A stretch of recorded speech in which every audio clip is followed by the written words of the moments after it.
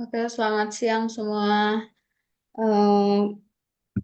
Di sini gue sama temen gue mau presentasiin eh, tugas buat minggu ke-6. Di sini ada gue, Syafa, eh, Leo, dan Iki. Boleh langsung ke slide selanjutnya.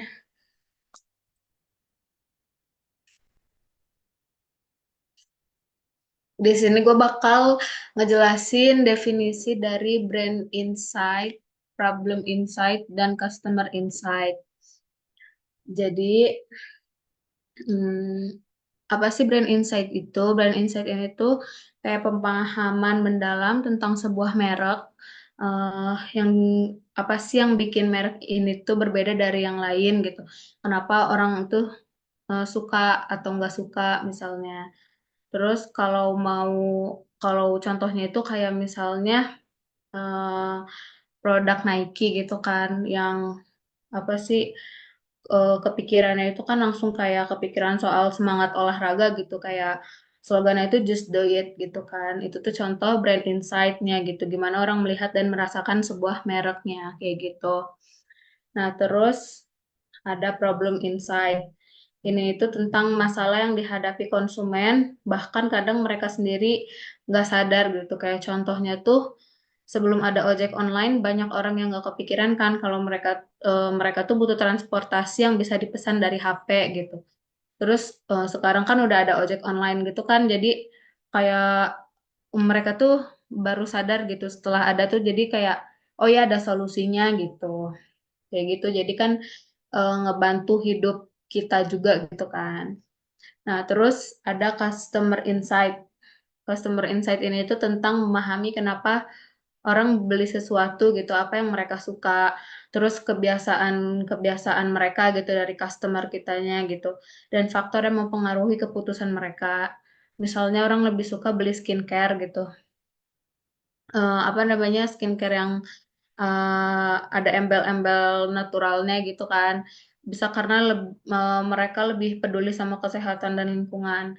Nah, kalau brand seperti ini tuh kayak mereka bisa bikin produk yang lebih sesuai dengan keinginan konsumen kayak gitu kan. Di Indonesia itu kan konsumen itu lebih pada suka tuh skincare yang memutihkan gitu kan. Jadi kayak gitu. Boleh slide selanjutnya.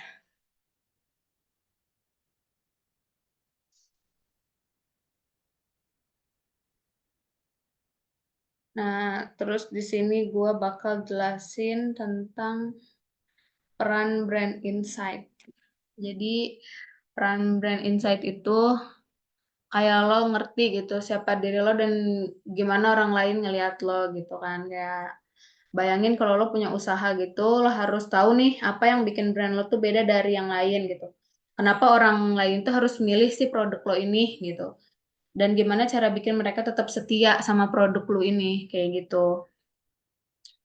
eh di sini kan ada menentukan identitas dan positioning mereknya, terus mengembangkan strategi pemasaran yang efektif, terus meningkatkan loyalitas dan keterikatan konsumen, terus menyesuaikan produk dan layanan dengan kebutuhan pasar.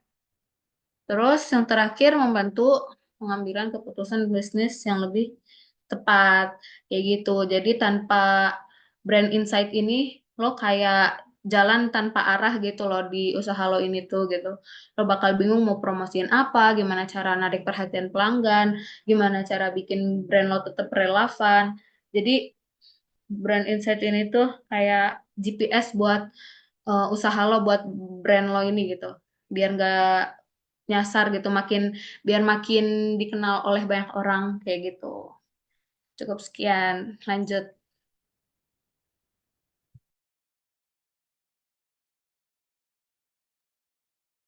Oke, jadi di problem insight adalah pemahaman mendalam tentang suatu masalah, mencakup identifikasi penyebab, dampak, dan peluang solusinya.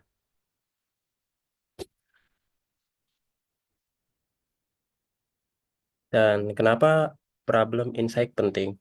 Yang pertama, menghindari solusi yang tidak relevan atau fokus pada akar masalah, bukan hanya gejalanya.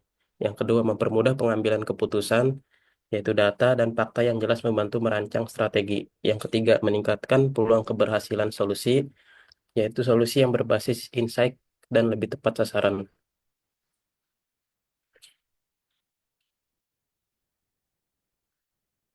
Ada beberapa contoh problem insight dalam dunia nyata. Yang pertama, masalah. 60% pelanggan restoran online mengeluhkan waktu tunggu yang lama. Yang kedua, dampak, yaitu rating restoran turun.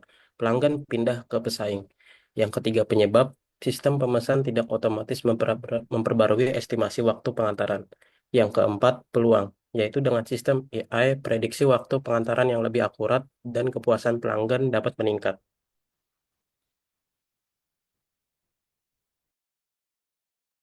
Oke, kita lanjut ke consumer insight. Yang pertama itu ada peran consumer insight. Peran customer insight pertama itu meningkatkan strategi pemasaran. Kenapa penting? Karena supaya perusahaan tuh bisa menyesuaikan strategi pemasarannya dengan target konsumen yang dia tuju. Yang kedua, meningkatkan produk dan layanan yang relevan. Yang ketiga, meningkatkan pengalaman dan loyalitas pelanggan. Nah, dengan pengalaman yang baik yang diterima oleh pelanggan, eh, sebisa mungkin loyalitas pelanggan itu akan ikut tumbuh.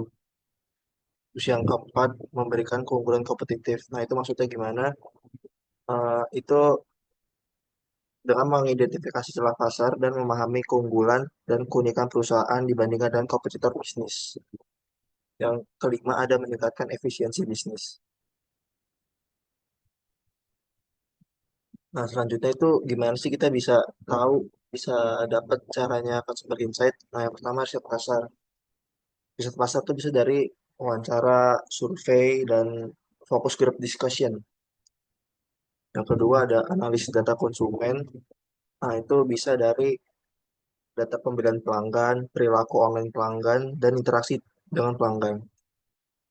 Yang ketiga ada social media listening.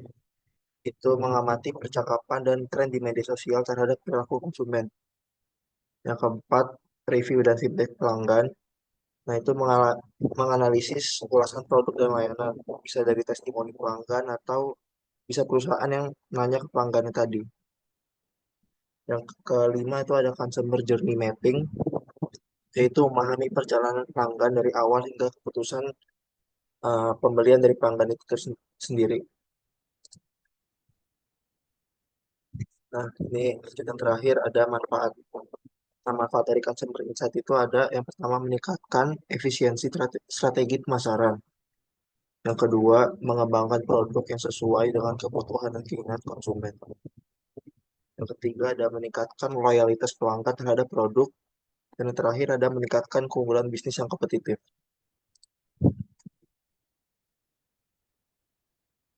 Ah, cukup sekian presentasi dari kelompok kami. Mohon maaf bila ada kekurangan.